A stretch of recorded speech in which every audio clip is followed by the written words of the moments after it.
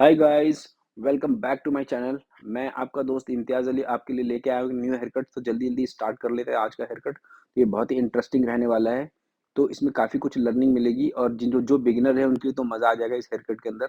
और जिनको hair cut अच्छी तरह से आ गया है तो उनके लिए भी कुछ ना कुछ लर्निंग ज़रूर मिलेगी। क्योंकि आप मैं एक बात कहना चाहता हूँ कि आप जितनी बारी किसी हेयर कट को सीखते हैं ना, आपको कुछ ना कुछ लर्निंग हमेशा मिलती है। तो मैं भी हमेशा सीखता रहता हूँ, ताकि मेरे को कुछ ना कुछ इम्प्रूवमेंट मिलती जाए। किसी का क्लिप पकड़ने का स्टाइल अच्छा लगता है तो किसी का सीज़र पकड़ने का, किसी का सेक्शन निकालने का, तो किसी का ब्लो ड्राई करने का। तो ये सारी चीज़ें हमें एक स्टेप बाय स्टेप मिलती है।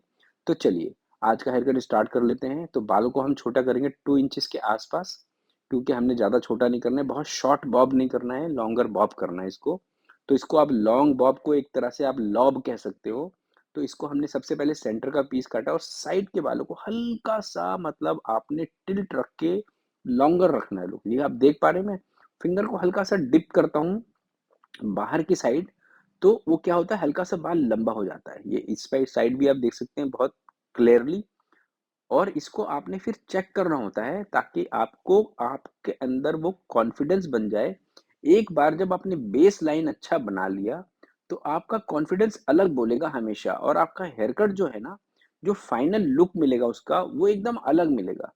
आप बीच में चाहे छोटी-मोटी आपसे गलती हो जाए, पर अगर आपकी आउटर लाइन अगर सही बनी है, तो आप ये समझ लीजिए कि आपका हेयर कट सुपर हिट है। तो आपके इसके अंदर सबसे ज़्यादा मेहनत आपको आउटर लाइन में करनी है। और मैं आपको एक बात कहना चाहता हूँ, दुनिया में कुछ भी फ्री नहीं है।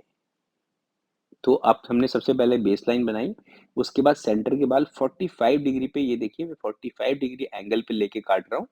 फिर अगला सेक्शन लिया, पुराने सेक्शन से गाइडलाइन ली।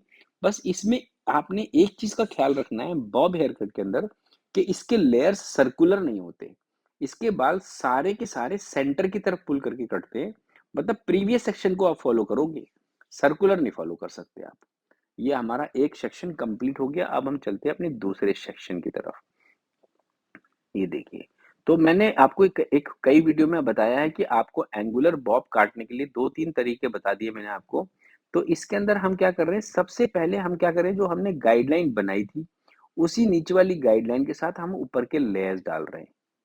और एक मैंने आपको वीडियो में बताया था कि आप पहले दोबारा से इसको ब्लेंड कर लिए उसी लेंथ में, उसके बाद लेयर्स डालना शुरू करें। तो वो भी एक आसान तरीका है, वो बिल्कुल ही बिगिनर्स के लिए है, जिन्होंने पहली बार हेयर कटिंग करना है बॉब, तो उनके लिए वो तरीका अच्छा है। जो थोड़ा करते रहते हैं, उनके लिए ये तरीका अच्छा है। तो आपने इस सेक्शन में आप कर रहे हैं पिवटिंग। पिवटिंग का मतलब होता है सेंटर का से पॉइंट जो है हमारा, जो एक सेक्शन है, सारे सेक्शन एक ही जगह से निकल रहे हैं, बस नीचे की तरफ वो फैलते जा रहे हैं। ये देखिए, ये भी सर के बीचों बीच से आ रहा है और इसके बाद वाला सेक्शन भी सर के बीचों बीच से ही आ रहा है। इसको हम कहते हैं पिवटिंग करना। अगर आपको पिवटिंग समझ में आ जाएगा तो आपको बॉब हेयर कट बहुत जल्दी ईज़ी हो जाएगा। किस-किस को पिवटिंग के बारे में मालूम है कि पिवट कैसे बनाते हैं और उसको कैसे काटते हैं? आप मेरे को कमेंट करके बताइएगा। अगर मुझे ज़्यादा कमेंट आते हैं जिनको नहीं आता पिवटिंग, तो मैं उनको एक स्पेशल वीडियो पिवटिंग पे बना के दूँगा, जिससे उनका पिवट करना का स्टाइल बदल जाएगा। मैं उसको आपको एक मतलब आप ये समझ लीजिए कि मैं एक स्केच बना के समझाऊँगा आपको कि पिवटिंग किस तरह से करी जाती है, और बहुत ईज़ी टेक्निक समझाऊँगा जिससे आपको बिल्कुल पिवटिंग में दोबारा कभी लाइफ में गलती नहीं होगी और आपका हेयर कट कभी भी खराब नहीं होगा। और पिवटिंग कहाँ-कहाँ पे कैसे-कैसे बालों में यूज़ करी जाती है, वो भी टेक्निक मैं आपको सारा बताऊँगा। तो ये पिवटिंग स्टाइल में कट रहा है, लेयर 45 डिग्री का एंगल है। एंगल हम बाद में लेते हैं, पिवट पहले करते हैं उसको। तो ये देखिए, ये हमने दूसरा सेक्शन ले लिया। जो कान के ऊपर के बाल हैं वो पिछली गाइडलाइन के साथ मिला के कटेंगे। ये देखिए, जो गाइडलाइन हमने नीचे बनाई थी पहली, उसी के बराबर इसको हमने काटा है, बिल्कुल। और जो कान के आगे वाले बाल हैं, वो इसके आगे कंटिन्यू करेंगे, तो उसका क्या होगा, एंगल और लंबा हो जाएगा और वो फ्रंट का बाल पीछे पुल होके कटता है, तो और लंबा हो जाता है।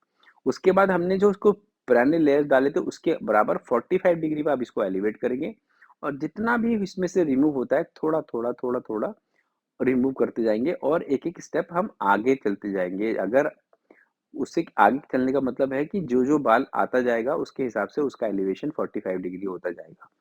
ती तो ये क्लियर हो गया। अगर आप इसको एक ही जगह पे सबको काट देंगे तो अगले बालों में ज़रा से भी लेयर नहीं आएँगे और ये शेप आ गया इनके बालों में फ्रंट का। ये दूसरी साइड के बाल सेम टेक्निक, कान के पीछे वाले बाल, जो कान के ऊपर वाले बाल है, पुरानी गाइडलाइन के साथ जो सबसे पहले बनाई थी उसके बराबर काटा है मैंने इसको। जो भी एंगल उसमें यूज़ करा था हल्का सा टिल्ट करके, और जो कान के आगे वाले बाल हैं, ये वाले इस लेयर के आगे काटेंगे, मतलब इस लेंथ के आगे काटेंगे। और स्ट्रेट फिंगर का मतलब होता है लेफ्ट टू राइट, एक शोल्डर की तरफ से दूसरी शोल्डर की तरफ। तो इससे क्या होता है, हमारा बाल फ्रंट का लॉन्ग हो जाता है। उसके बाद हमने उसमें करना होता है लेयर्स। ये हमने लेयर्स करा पीछे पुल करके। फिर अगला सेक्शन, दोनों सेक्शन एक साथ पीछे पुल करेंगे 45 डिग्री, जैसे पहले काटा था उसे 45 डिग्री दोबारा से। फिर अगला सेक्शन एक और लेंगे, उसको भी हम पीछे पुल करके 45 डिग्री पे काटेंगे। तो इससे हमारा क्या होता है, एलिवेशन कंप्लीट हो जाता है और हमारा हेयर शेप कर लेता है। तो अब आ गए हम अपने बॉक्स सेक्शन पर। जो मेरे क्लाइंट हैं, इनकी ना ट्रेन है तो थोड़ी जल्दी में है, ताकि जल्दी से जल्दी इनके बाल कट जाए और ये भागे यहाँ से फटाफट। तो अभी कुछ टाइम ऐसा हो रहा है कि ये वीडियो पता नहीं कब आ रहा होगा चैनल पर अभी टाइम जो ये बाल कट रहे हैं, इनकी ट्रेन है मेरे ख्याल से 12:30 1 बजे की। तो ये थोड़ा जल्दी में थे, तो सुबह सुबह इनके बाल मैंने काटे। तो ये आपने क्या करा, पिछले सेक्शन से हमने इसमें क्या करा, जब हम बॉक्स काटते तो नीचे का जो सेक्शन होता है पहले वाला, जो हमने टॉप पे काट के छोड़ा था, वो गाइडलाइन होती है।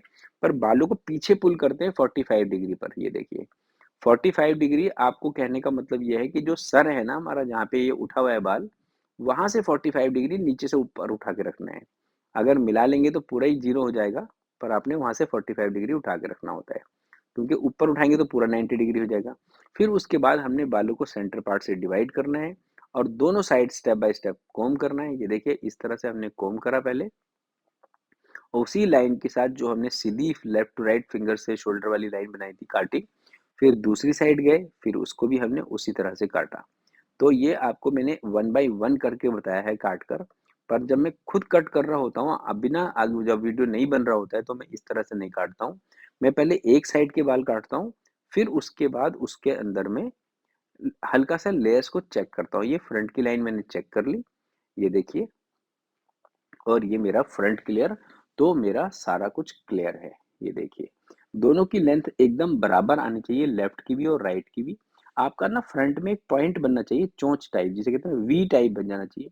तो ये मेरा हेयर कट अब कंप्लीट होता है। और अब मैं लेके चलता हूँ आपको इनके ब्लो ड्राई की तरफ। क्विक ब्लो ड्राई करना है तो कह रहे हैं कुछ भी कर दो ब्लो ड्राई जल्दी से।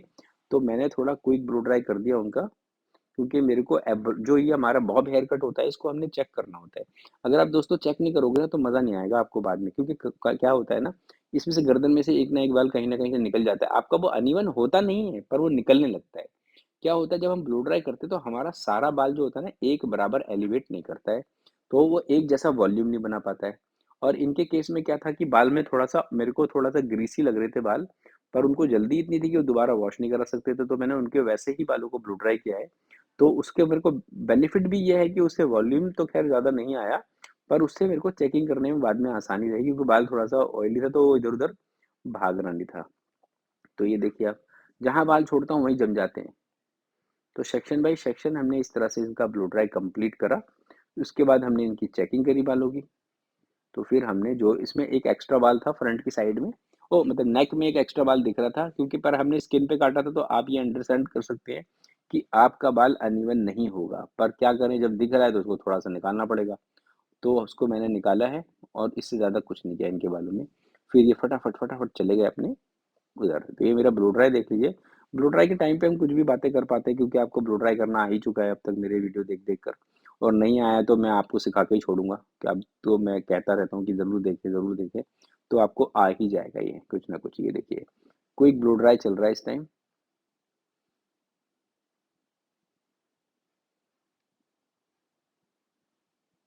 पूरा ऊपर उठा के ब्लो ड्राई करने से फ़ायदा ये होता है कि एलिवेशन रहने से ऊपर वॉल्यूम मिलता है। देखो मैं फ्रंट के बालों को आगे पुल कर रहा हूँ, बिल्कुल नोज़ की तरफ लेके जा रहा हूँ, ऊपर की तरफ। ये देखिए उससे क्या हो रहा है, इसमें वॉल्यूम क्रिएट हो रहा है। तो वॉल्यूम क्रिएट होना मस्ट है।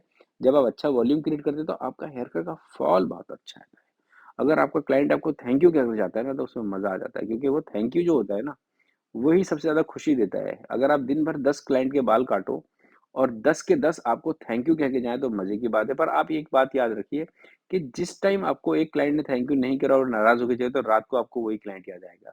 And thank you for watching my video. मिलूँगा आपको next one. Till then take good care of yourself.